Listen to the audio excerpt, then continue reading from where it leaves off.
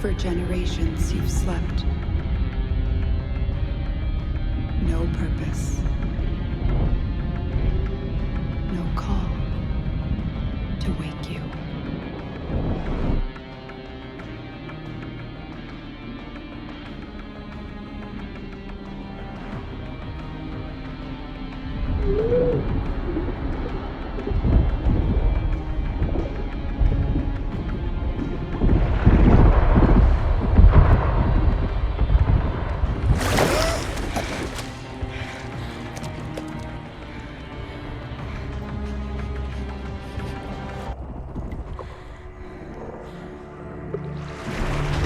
Grenier.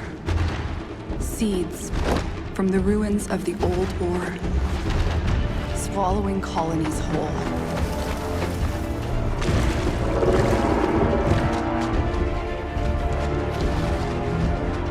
But there's still hope. Hey all, Siege here, and today I actually want to get into the very first quest in the game, Awakening, because like almost everything else in Warframe, the more recent quests we've had shed an entirely different light on, well, everything in the Origin system if you really think about it. It's a very interesting remake of the older variant so many of us are used to, and while a huge upgrade in graphical fidelity that adds a substantial amount of visual storytelling, most who play it will have little to no clue as to what any of it means. And very few will ever come back to play this quest after their initial experience with it. However, there's a whole story within the opening cinematic that I'd like to tell. Because to understand what's happening here, you need to know the relevant chronicling of the events that led up to this moment. So, without further ado, the history leading up to your awakening.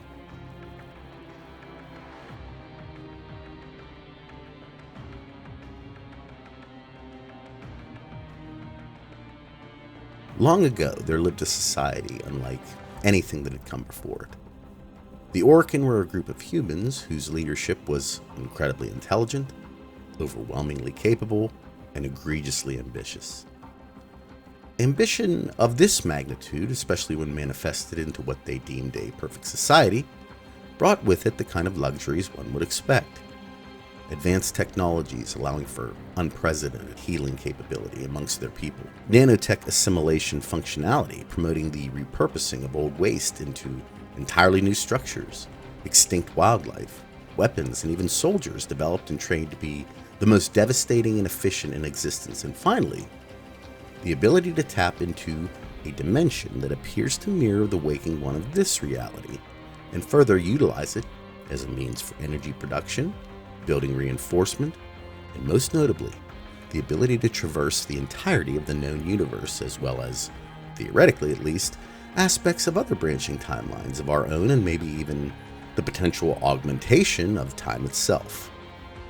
The full scope of their ability is to this day not completely known, but nonetheless, these gifts, ones they choose to bestow sparingly to those who would call them master, would grant them the opportunity to create a caste society, with roles being largely determined at birth, with severe penalties for those who may attempt to defy the world they created. I was brash and bold. I struck it midday. I cried, I take what I am owed, as I ripped jewels from their tower gates and ran. I did not get far. For my blasphemy, they dragged me to the tower square, throwing me to the ground in front of the sneering crowd of Orokin servants that mingled there. The guards held aloft my satchel, containing the proof of my crime. I grasped at it, determined to reclaim what was mine. He snatched my arm, held me high, and, with a dash of his plasma dagger, severed my left hand. The crowd jeered. In fact, we would come to know that 7 in particular appear to be the highest or just below the highest tier of their society's rule. This inconsistency, while not confirmed, may in fact be intentional, allowing these emperors the freedom to exist under two monikers and thus be able to, well, let's say mitigate incoming threats in a much cleverer manner. Do the Seven govern under the Emperor's guidance, or are they one and the same? We still don't know for sure.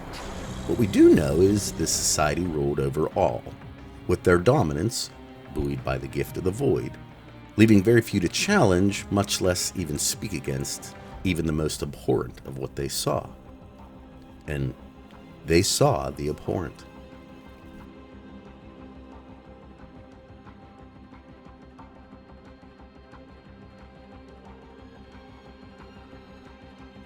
Transference. The ability to move one's consciousness in its entirety from one vessel to another. Potentially their most awesome or awful revelation, depending on how you view it. This gift would give the elites of their society, in essence, immortality. In a ceremony reeking of Kuva, the Orokin candidate would force their consciousness into the new chosen body, the Yuvan, consigning the mind of the hapless former owner to oblivion. They call this life-extending process continuity. Executor Tuval was one of the ruling seven and head of the Yuvan clerisy, high-ranking officiators who enacted the hideous ritual. Or it could be used in more sinister ways, becoming a prison for those that they deemed required re-education of a particular sort. See, in the old days, crime and punishment was all in the hands of those Orokin judges, the Seven. Mercy was the quick flash of the Jade Light. But if they wanted to make an example, they'd suck up your soul and make you a prisoner of the glass forever. After all, as one of these seven even states to his own people, how dare you fear? What do you imagine you have to lose? You citizens are born to die. Such is your lot. But even such a death as yours may be meaningful if it serves us. In this alone is your salvation. this would be the reality of the Origin system, until a discovery was made.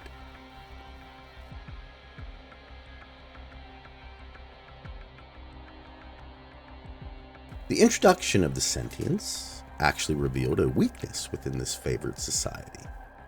The Orokin, in their lavish ways, had stripped the vast majority of the Origin system's resources.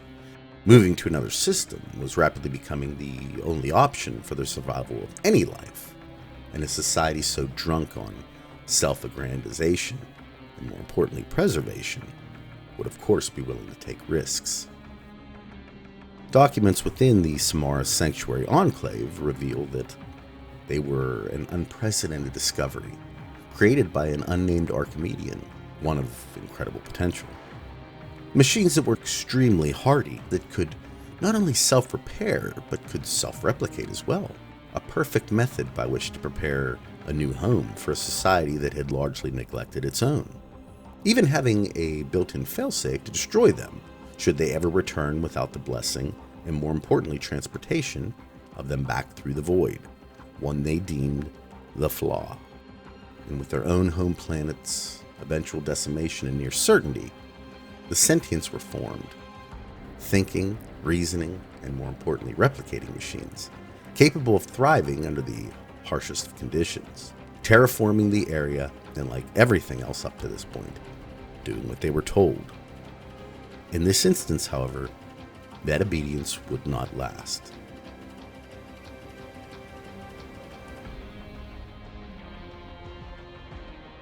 Having acknowledged the danger the trip through the void to Tau would pose, the system they were targeting as a new home, the Orokin would employ these machines to prepare the land for them first, then begin their migration to a new paradise.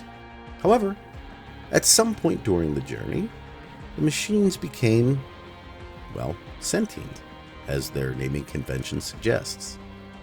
The problem is, The trip stripped the machines of their ability to replicate or procreate, and now with having the minds to understand what they lost, they turned on their former masters and brought about a war that the sacred cows of the Orokin were grossly underprepared for.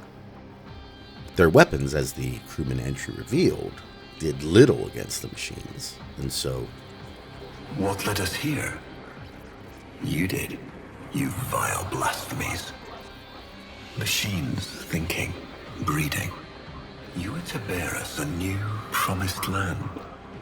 But when you arrived at that distant world, you knew that in time, we would bring ruin to it as well, as we had to Earth. And so it was, we came to war. Our hubris shone like a black star. For our technology, our war machines were your kin. How easily you turned them against us. We were forced to older means. Not circuits, nor light, but flesh and disease. Our horrors past, our ravaged outer colonies became gardens. We took our greatest, volunteers or not, and polluted them with these cultured reagents. Their skin blossomed into sword steel, their organs interlinked with untold resilience. We set them upon the battlefield, biodrones under our command. However, these biosuits, for as destructive and effective as they were capable of being, had themselves a flaw of their own. The Warframes, all of them failures. Surprised? They turned on us, just as you did. As mentioned before, Transference would again come to play a substantial part in the story, allowing the Orokin to once again command these super soldiers to do their bidding and defeat the Sentients, or more than likely force a ceasefire, believing now the Warframes to be a significant enough deterrent against future activity. Or so they thought.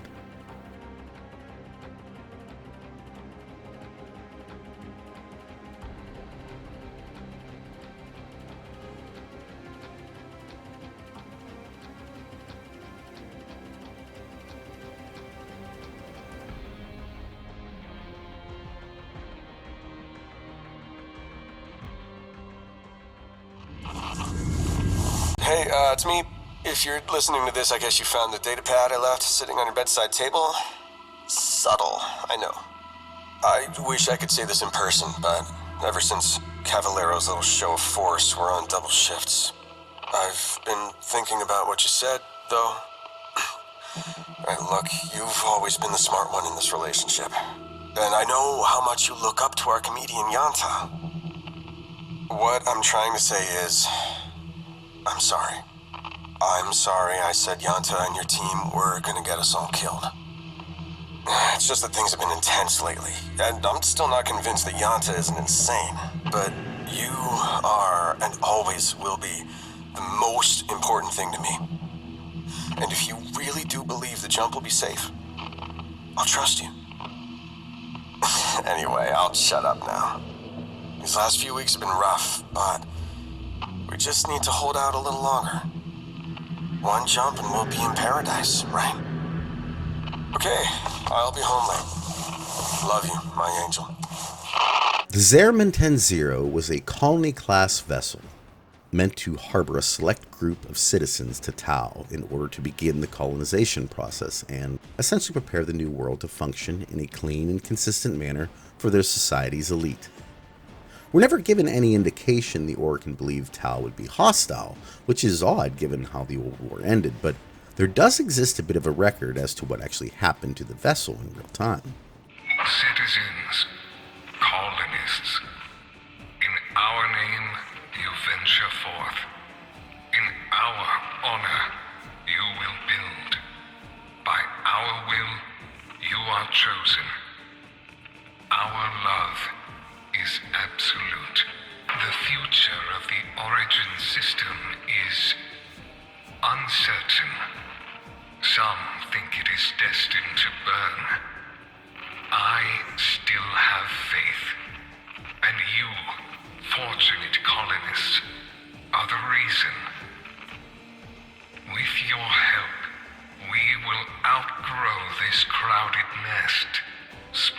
our wings to the cosmos and take flight. We are deathless. Above you, citizens, as the mountain is above the ant. And yet, we envy you little people. How marvelous a thing it will be to dwell under an alien sun.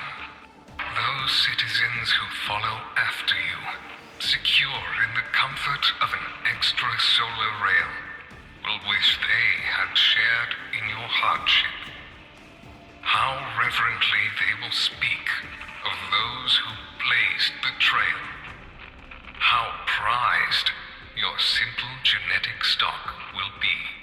On the eve of this great adventure, the first void jump beyond the cradle of the origin system, we, the Orokin 7, salute you, our brave citizen colonists.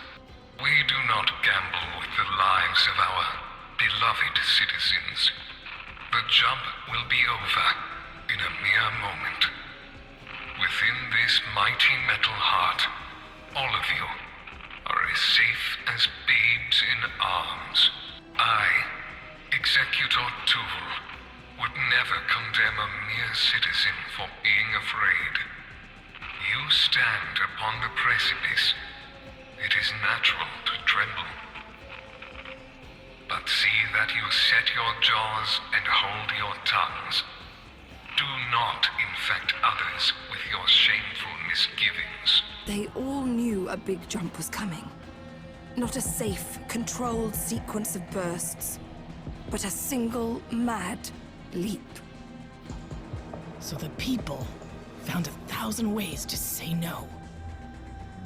And I denounced them as filthy traitors. We have learned that some of you consider the jump too dangerous. Remember, citizens, the air you breathe aboard the Zeriman is not free. It is a luxury you are permitted to indulge in, and like any privilege, it can be revoked. Be aware of this danger, too. The closer we came to the jump, the crazier it got.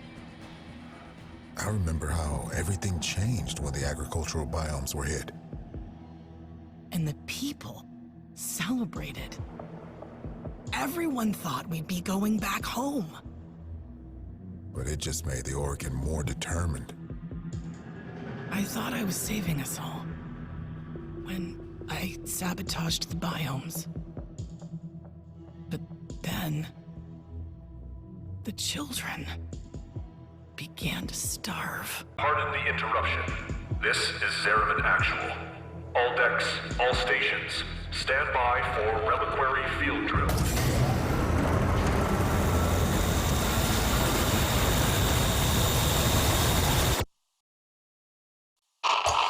Angel, my star, I need you to open this door.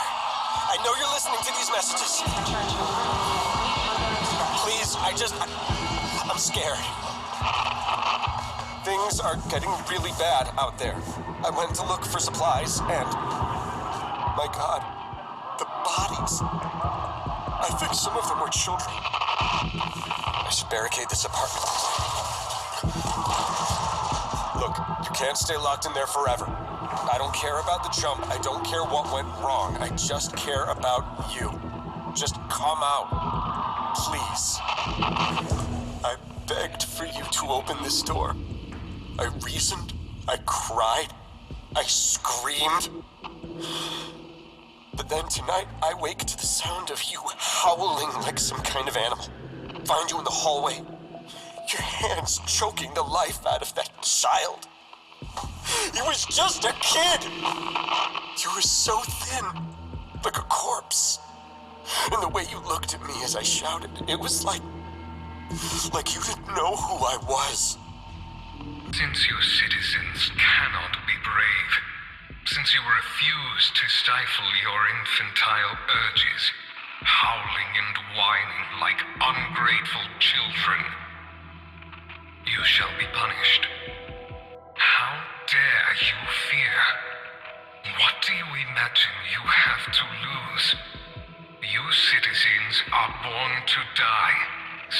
is your lot. But even such a death as yours may be meaningful if it serves us. In this alone is your salvation. Even amidst all this chaos, the jump was still made. And this singular action would change everything. The jump seemingly exposed the entirety of the crew to dangerous levels of void exposure, and it turned the adults on the ship feral. However, something else happened during the event, something most unexpected to the children of the Zariman. A visit from a man in the wall.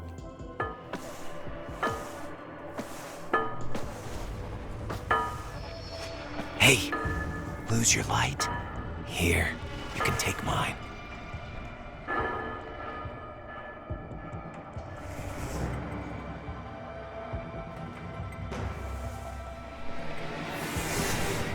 Thanks, kiddo. I think I will. He granted the children gifts. Gifts of incredible power, of invulnerability, of near instantaneous void travel. He offered them near omniscience for a price. Time's up, kiddo. I can save them. All of them. But you have to want it. Let's say we shake on it.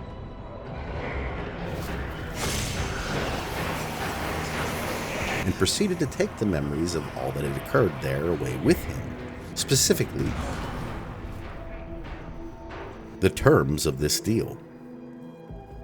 Nonetheless, the Tenno, as they came to be called, easily dealt with the ravaging horde the adults on the ship had become. They dealt with them all. Gleefully at times, even. And somehow this ship returned from its trip.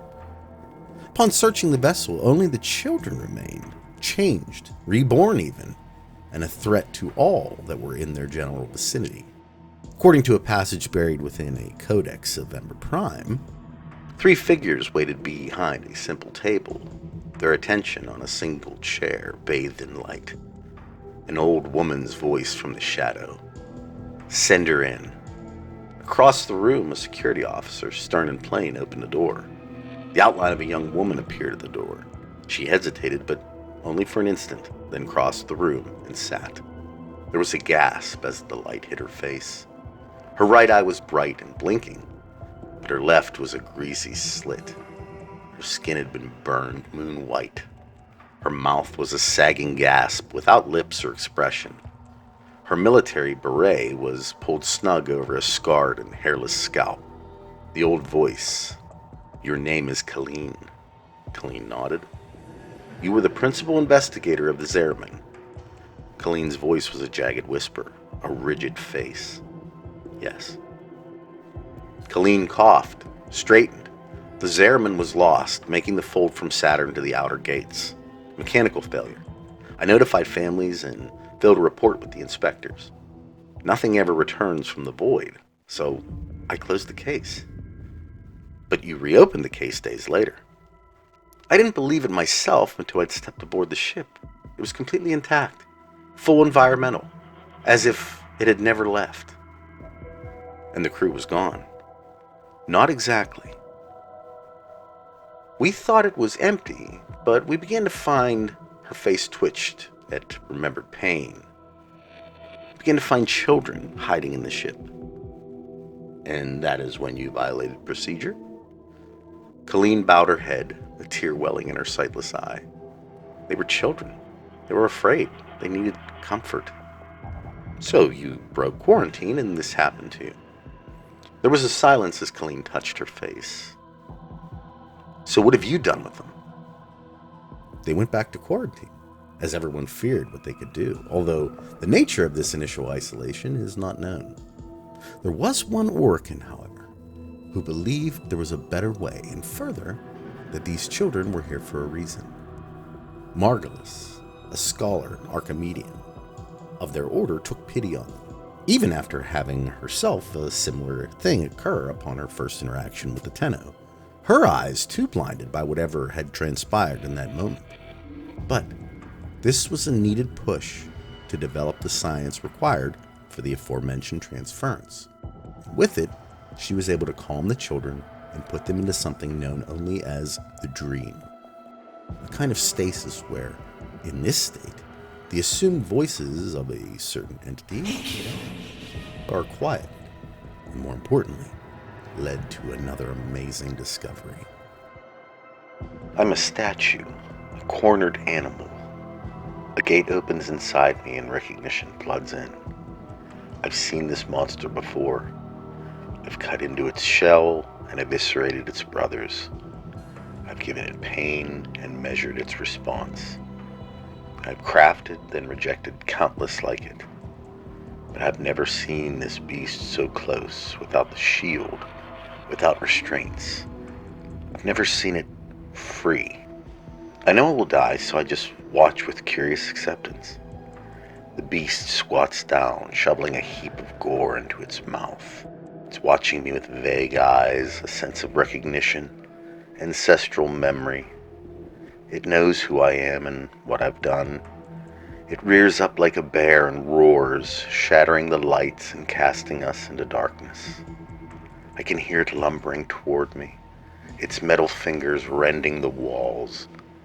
But I know I'm dead. I close my eyes and stand ready to pay. I feel a pull on my arm and realize Davis got the cell open. He tugs me into the cell beyond, and I fall on my back. I see Davis standing at the open door, waiting, as the monster tears toward us. Suddenly I could live through this, and I shout, "Davis, close the goddamn door!" But he shakes his head, eyes wide as moons, and shouts, "Watch!" over the roaring and rending of metal. Then silence. Davis is panting, laughing. The beast fills the doorway inches from him, dripping in blood, but still without violence. It stands there, looking at its hands. Davis whispers, "No one would have believed me." I crawl up the wall to stand opposite the door. I've never seen this cell, a cold place with an array of shelves. A morgue? Where are we, Davis? This is where they keep them. The ones from the Zariman. I'm thrown. What was the Zariman? The ship that never returned? Davis, what's going on? Davis turns to me, a smile forming. What's going on is, he turns back to the beast, now silent and calm. Big, fat promotions. And this combination of Orokin failures would provide them with the advantage they would need to defeat their prior terraforming marvels, the Sentients, with the Warframes' victory being quite overwhelming. There are countless reports of small groups or even singular Warframes taking on full armies, often returning completely unscathed. This new force of the Orokin were, quite simply, unstoppable. And so, the children were indoctrinated into their society, hailed as protectors and guardians, but to most, aside from the Orokin, these children were the Warframes they watched lay waste to the sentient forces that had attacked their lands, their homes. They were revered as heroes. Even the very elite of the Orokin, these emperors, made the exceptionally uncommon and even more uncommonly short-sighted move of honoring them in a ceremony where they would be given a personal audience. Why? It's never stated, and further, it's questionable in that Margulis, the one who gave these children a method of dealing with their incident, one who acted as a mother to all of them, was put to death by the same seven. Honored Seven, we have gathered here today to carry out the sentencing of our comedian Margulis. You face the Jade Light. Recant, and we will grant a merciful death. My daughters, my sons, I want you to know my last thoughts are of you. Transference was never meant to be used as a weapon, but as many of the scientists within the Orokin hierarchy would come to learn, most of the science they were developing was in large part being utilized for warfare, and as shown, those who would speak out against it would die for their transgressions.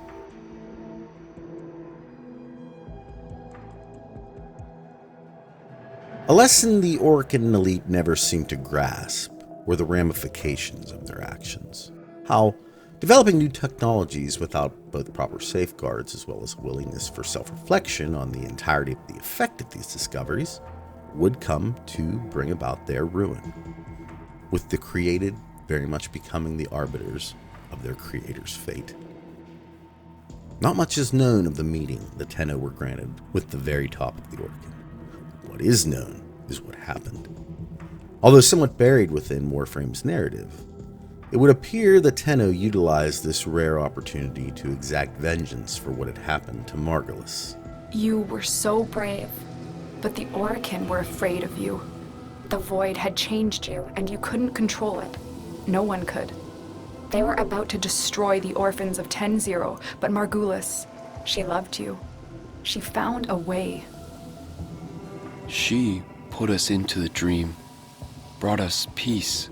I remember we could still hear her voice raging at the leaders for their mistreatment of us. When they executed her, well, I could not let that go. As the tale goes, they effectively brought the entirety of the Orokin way of life to the ground that day, annihilating these emperors, and assumedly all who stood in the path of their intentions, creating complete chaos that would reverberate throughout the entirety of the galaxy. Perhaps, as we'll soon learn, the universe as well. But beginning with the Orokin capital, located on Lua, appearing to destroy it completely, wiping any trace from the origin system, and greedily moving throughout the rest of it, with collapse following in almost every instance. In fact, this is what is shown in the flashbacks during the Awakening mission. The Warframes actually battling both the Grineer, purpose-bred, commonly defective clones acting similarly to a basic infantry to the Orokin, as well as their own elite forces, and in some instances, mentors to the very Tenno they fight, known as the Dax. Unfortunately for the Orokin, either posed any threat. It's important to note here that these Warframes at least appear to know they are shutting down, even giving a little salute before they do. This would suggest this sleep was one they willingly fell into, versus being forced in some way, and in the vacuum of power left by the recently decimated Orokin and the voluntarily retreating Warframes, there will always be those more than willing to fill that void, and sure enough, one of those would be the twin queens of the Grineer, former Orokin that passed their own consciousness into Grineer bodies and took control of this one-time Orokin slave race, searching the system for any type of technology, artifacts, anything that might add to their arsenal, because these items of Orokin design could tip the scales in literally any struggle. That is the superiority they had over everyone else, and should offer relevant context as to just how powerful the Orokin were, and by extension, the Tenno's superiority over even them. And one in particular looking to exploit their slumber was that of Captain Vor, once an admiral under the aforementioned queens. Vor was an ambitious leader, but unfortunately was not as skilled as his aspirations required, and his failure in complying with the queen's desires of destroying the slumbering Warframes, instead attempting to capture and even subvert their transference links through a device known as an Ascaris, cost him his rank and his standing. However, to him, this was necessary to potentially utilize their anatomy for making healthier, stronger clones, as the Grineer are essentially falling apart. They were deliberately built by the Orokin to have problems, and successive generations of breeding has only led to a kind of leprosy within their ranks. The reason they appear to be missing limbs or part of their face. By integrating Warframe DNA into new Grineer generations, his thought was that some of these defects could be alleviated or more. Unfortunately, even with the use of this device, he was unsuccessful as to this point in achieving his goal. But ambitious men like Vor don't just give up. The young woman we are shown awakening herself from the depths of the water, fleeing a large group of Grineer, most likely looking for her amongst the bodies of the Ostron from the surrounding burning village, is herself searching for frames that have obviously been sitting for many years, with the entirety of this former Orokin structure long overrun by nature itself. She presents a lotus to each of them, likely signifying first that the lotus, an enigmatic being that aids and guides these Warframes herself, is alive and well, and further, that the Warframes would be needed once more, with her vanishing in a flash of void energy. The encroaching Grineer looking on, and with a power from literally another dimension, a bolt of transference flows into the Warframes, reanimating them once again.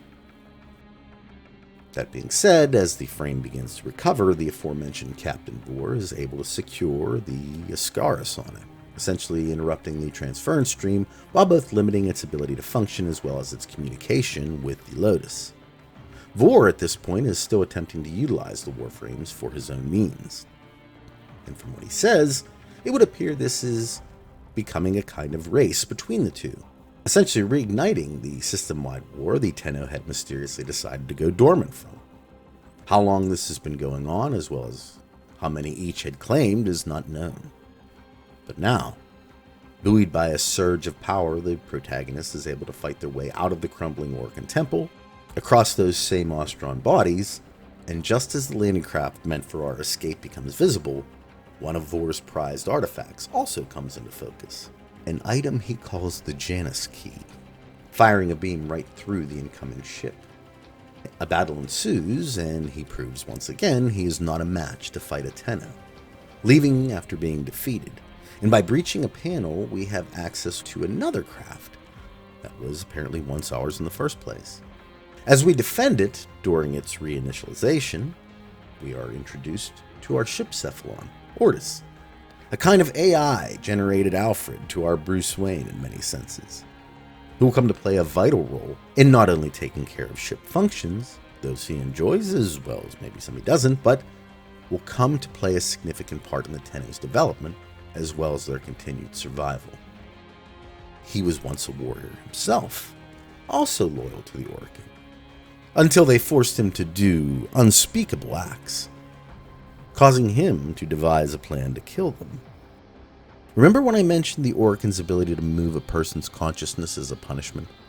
Well, this act, called glassing, was Ordis, once known as Orden Karis's, parting gift, shortly after his masters had foiled his plan for vengeance. And now, his mind is essentially broken, the will of a killer planted into the confines of a servant, in many ways a warrior's very definition of hell, lest we be too hasty in judging him. Now, the next quest, Vor's Prize, appears as a kind of second part to Awakening, largely being a tutorial for in-game systems, consisting mostly of fetch quests in order to get the hub ship, called an Orbiter, up to speed with the basic needs of gameplay, and retrieved mostly through the direction of a Corpus Black marketeer named Darvo, who is rescued for his loyalty to the Tenno cause. During all of this, however, the Ascaris that remains attached is allowing Vor more and more influence within the transference stream, the link that allows these frames to function as they do, becoming another voice in the Tenno's head and beckoning them to essentially come to him in order to be weakened, to be captured, and at the same time recurry favor with the queens. Fortunately for the Tenno, we are able to commandeer a device meant to remove the effects of the Ascaris that this Darvo gives us. However, it unfortunately also arms an anti-tempering device that will presumably destroy the Warframe, leading us to a face-to-face confrontation with Vor in order to fully disarm his connection, which we come to find can only happen by defeating him. And this becomes the final part of the first step into a Tenno's journey. The quest ends with the Lotus' congratulations as well as Vor's transmission to the Queens, explaining of what had transpired, letting us know that he in fact did not die, although the reason behind this would not become known until much later. This war is now in the Tenno's hands. Theirs, or more aptly yours, to win or lose. You have been awakened, and now that you know how all this transpired, what will you do? With that being said, I hope you enjoyed part 1 of a look into the Awakening quest, and for those that have already been through the game, it got you thinking about how much of the later game is depicted here, and further why that might be. We'll get into much of that in part 2, so I hope to see you there. Thanks, as always, to G Fuel, and if you are interested in picking up any and would like a nice discount, feel free to use my code TheDsIEGE for a 20% discount on your purchase, supporting this channel in the process. And thank you so much for those who do choose to purchase. It definitely helps the channel. At any rate, I hope you have a wonderful day today, a wonderful rest of your week, and I'll talk at you all in the next one. Take care, everybody. Bye.